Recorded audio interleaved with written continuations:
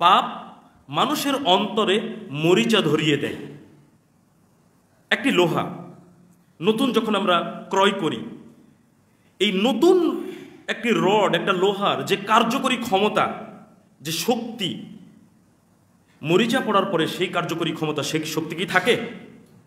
কখনো নয়, ও দুর্বল হয়ে যায়। একটা ছোট শিশু সে যখন জন্মগ্রহণ করে তখন অন্তরটা পরিষ্কার। কেন?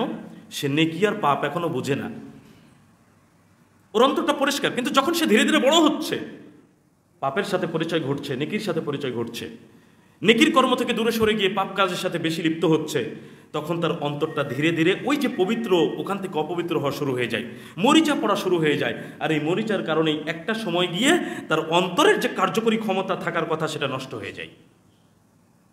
এটা খুবই গুরুত্বপূর্ণ বিষয় যে একজন মানুষের অন্তর পরিষ্কার নয়, সে জান্নাতে যেতে পারবে না। অন্তর পবিত্র নয়, সেই মানুষ কখনো জান্নাতে যেতে পারবে না। আর পাপের একটা কুপ্রভাব হচ্ছে মানুষের অন্তরটাকে আগে নষ্ট করা।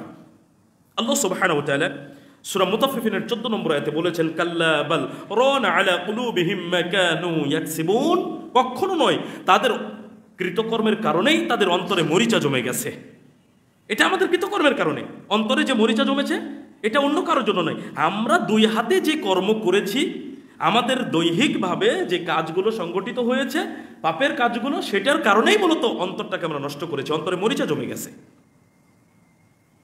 দেখুন কিভাবে একটা লোহাকে মরিচা যেভাবে খেয়ে ফেলে, নষ্ট করে ফেলে, পাপ মানুষের অন্তরকে ওইভাবে নষ্ট করে, ওইভাবে খেয়ে ফেলে। রাসূলুল্লাহ সাল্লাল্লাহু আলাইহি সাল্লাম স্পষ্ট ভাষায় আমাদেরকে আরো ভালোভাবে জানাচ্ছেন।